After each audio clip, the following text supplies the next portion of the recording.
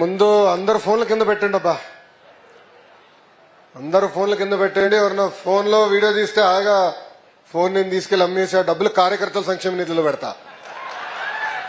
నేను ఎందుకు చెప్తున్నానంటే ఇది మన కుటుంబం సంబంధించిన వ్యవహారం. ఇదిగో ఆ ఫోన్ పట్టుకోబా, ఆ ఫోన్ పట్టుకో. కుటుంబానికి సంబంధించిన విషయం. అందరూ ఫోన్లు పట్టుకుని వీడియోలు తీస్తే మళ్ళీ నేనేం మాడతా. ఈ కార్యక్రమం ఎందుకు ఏర్పాటు చేస్తామంటే ముఖాముఖి మన ఇంట్లో ఉన్న సమస్యలు మనం మాట్లాడుకోవాలి, చర్చించుకోవాలి, మన సమస్యలు మనం పరిష్కరించుకోవాలి. వేదిక మీద ఉన్న పెద్దల్ని పెద్ద పరిచయం చేయాల్సిన అవసరంలా అందరికీ పేరు పేరున నవదేవపూర్కి నమస్కారాలు. ఈరోజు వస్తుంటే ఒక వింత పరిస్థితి చూసా. దారి పొడుగున పోలీస్ సోదరులను చూస్తే అన్నకి చెప్పా, విజయ్ నా తమ్ముడు అవుతాడేమో, చలో అన్నందోలే, ఇంకా కుర్రోడ్లాగా ఫీలింగ్ ఉంది నాకు. సత్య నా కారులో అంటే చెప్పా, ఎందుకన్నా ఇంతమంది పోలీసు వాళ్ళు ఉన్నారు అంటే నక్సల్ ఏరియా అన్నారు. అరే ప్రతిపక్షంలో ఊరంతా నడిచినప్పుడు ఎప్పుడు కంపడలేదు, ఇప్పుడెందుకు కంపడుతున్నారని అడిగిన. ఈరోజు అదే కానిస్టేబుల్ గారు, అదే ఎస్ఐ గారు, సిఐ గారు, డిఎస్పీ గారు, ఎస్పీ గారు నుంచి మనకు సెల్యూట్ కొడుతున్నారంటే అది ప్రజా తీర్పు వల్ల.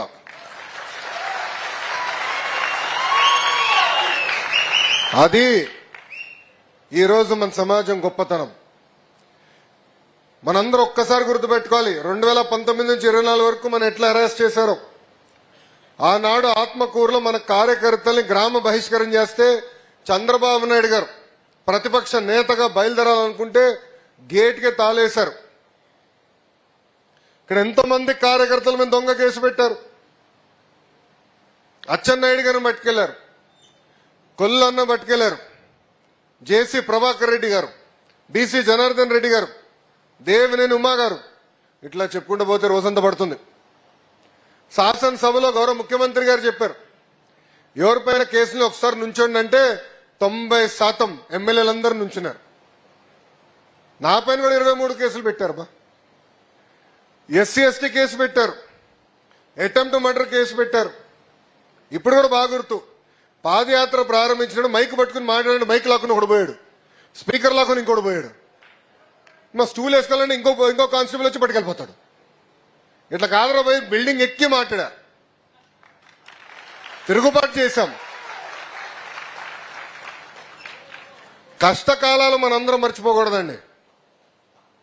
మన మహానాడులో కూడా చెప్పే, అధికారంలో ఉన్న ప్రతిపక్షంలో ఉన్నట్టు మనందరం వ్యవహరించాలి, ఒళ్ళు దగ్గర పెట్టుకుని పనిచేయాలి.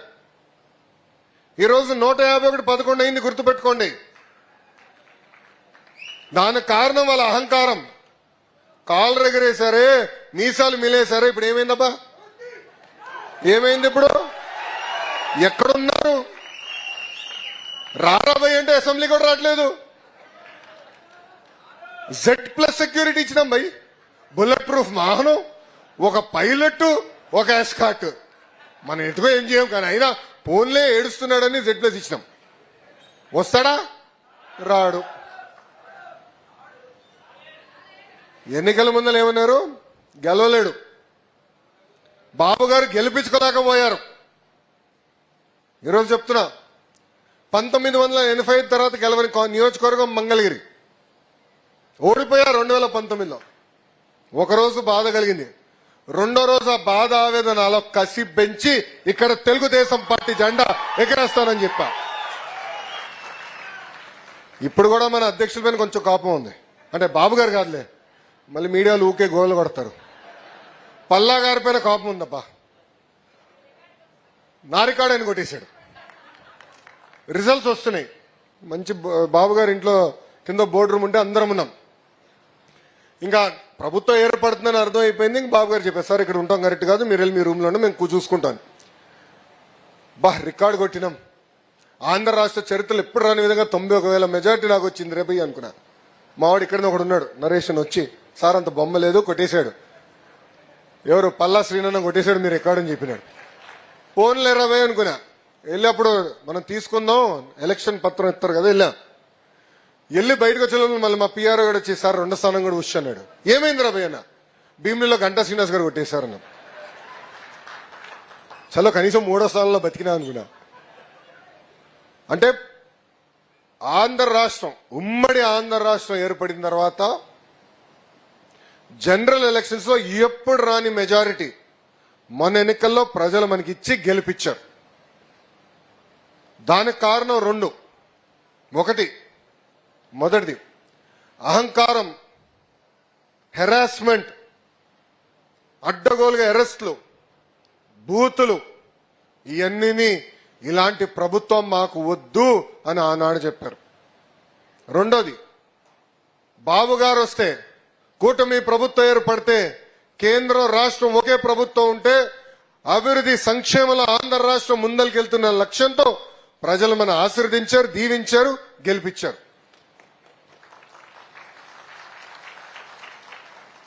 మీరందరూ కష్టపడ్డారు. బాధుడే బాధుడు, ఇదేమి కర్మ మన రాష్ట్రానికి, బాబు షూరిటీ, భవిష్యత్తు గ్యారంటీ, శంకరావం, ఈ 4 కార్యక్రమాలు డోర్ టు డోర్ మీరు తిరిగారు, గడప గడప దొక్కారు.